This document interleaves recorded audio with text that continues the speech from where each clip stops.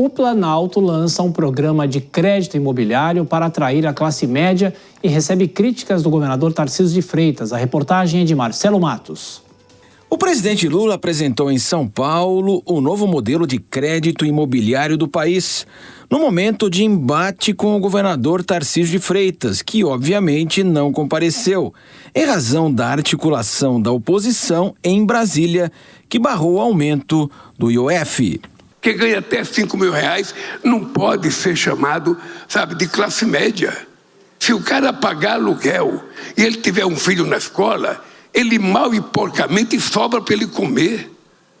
É esse país que nós estamos governando. E é esse país que a gente manda um projeto de lei, depois de acordado no Congresso Nacional, para as pessoas que ganham acima de 600 mil, acima de 1 milhão, pagar uma merrequinha a mais, para que as fintechs paguem um pouquinho mais, para que a Bet pague um pouquinho mais, e que eles votam contra, Porque esse dinheiro poderia ser para você fazer com que a gente tivesse um pouco mais de política de inclusão social. O ministro da Fazenda, Fernando Haddad, engrossou as críticas ao andar de cima do Brasil. Desde 2023 foram tomadas uma cobrança de quem mantinha seus recursos em paraísos fiscais, fora do Brasil, dentro do Brasil. Porque o Brasil criou paraísos fiscais dentro da sua própria economia, não cobrando fundos fechados familiares que não pagavam imposto, numa anomalia que só acontecia no Brasil. Era uma jabuticaba, mais uma, que protegia os interesses do andar de cima, da cobertura do nosso país. E manteve o tom em relação à derrubada do IOF na Câmara. Nós estamos fazendo reformas que abrem uma condição para o Brasil de oportunidade, de atração de investimentos, como há muito tempo não se vê. Então, aqueles que, porventura, imaginam que, tentando sabotar o Brasil, vão deter o curso dos acontecimentos, eles estão equivocados. Não se ganha a eleição sabotando o país. Não se ganha a eleição impedindo o governo de fazer o bem. Nós vamos seguir a nossa vida, vamos seguir o nosso curso e vamos entregar um Brasil muito melhor. A Caixa Econômica Federal retomou o financiamento de até 80% do imóvel nos seus contratos. E também o teto subiu de 1,5 milhão para R$2.250.000. O principal financiador do sistema financeiro habitacional do Brasil também informou o seguinte: 92% dos contratos envolvem imóveis até R$1 milhão.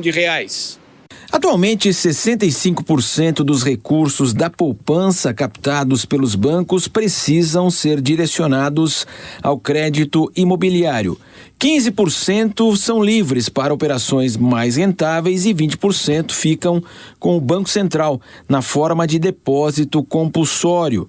De maneira gradativa, haverá liberação agora do compulsório para os financiamentos imobiliários, no momento de queda dos recursos aplicados em poupança no país. Com a criação da faixa 4 do Minha Casa Minha Vida, o modelo passou a atender a faixa com renda de até R$12 mil, algo visto pela política como uma forma de atender e agradar a classe média brasileira. E em breve, o presidente Lula deverá anunciar um modelo de financiamento para reformas, simples nos imóveis, com uma linha de crédito especial com a participação da Caixa. Pois é, vou chamar os nossos comentaristas mais uma vez. Ô Dora, a gente tem essa fala do Marcelo, lembrando, que esse é um programa popular, um programa que melhora a expectativa para um financiamento imobiliário. Agora, como a gente destacou também, o próprio governador de São Paulo fez críticas a esse modelo, escancarando, claro, esse racha, O governo apresentando, claro, as justificativas. O ministro da Fazenda falou de novo sobre a derrota dessa semana e o governador também se pronunciando, mesmo garantindo que não é candidato. Dora? Pois é, as pessoas estão fazendo política e eu não acho ruim fazer política, entendeu? Ainda mais se é uma política que favorece as pessoas, está tudo certo. O que não dá para você fazer é politicagem, baixa política, tentar, manobras que estão fora do escopo legal, isso não dá, Isso realmente a gente tem que apontar. Agora, enquanto eles estiverem brigando por causa de programas de mais créditos, medidas que favorecem, está tudo bem. Eu fico do lado da briga, nesse caso, né? Mas a oposição também, do mesmo modo que o governo fica criticando a oposição de fazer política. A oposição tem que fazer o quê?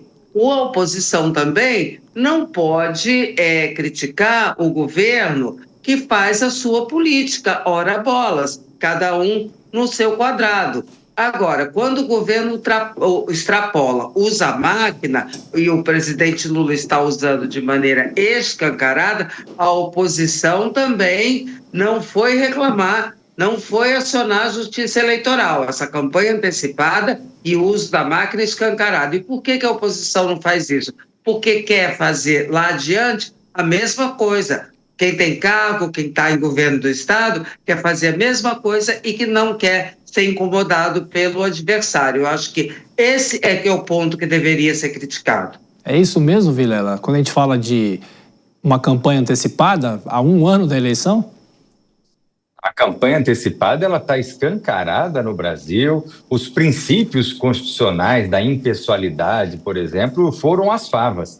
O fato é que claramente há um interesse da máquina pública em procurar favorecer, em procurar levar benefícios e fortalecer o nome do atual governante. E você vê que no discurso do presidente, no discurso do ministro da Fazenda, existe uma série de impropriedades. Ora, o presidente falando que a oposição votou contra a questão da correção da tabela do imposto de renda, não, que ela votou contra o IOF, que não tem nada a ver com o imposto de renda, não tem nada a ver com esse discurso que o presidente disse, olha, a oposição votou para aquelas pessoas que ganham mais de 600 mil não precisar pagar. Não foi nada disso, pelo contrário, o imposto de renda, a tabela do imposto de renda, ela foi aprovada na Câmara dos Deputados por unanimidade. Então você vê que existe um discurso que não é verdadeiro para criar realmente, recrudescer uma ideia de nós contra eles, de pobres contra ricos, que tem o interesse de levar a uma divisão, agravar essa divisão e esse distanciamento dentro da sociedade brasileira. Isso é muito ruim para o país e isso é inaceitável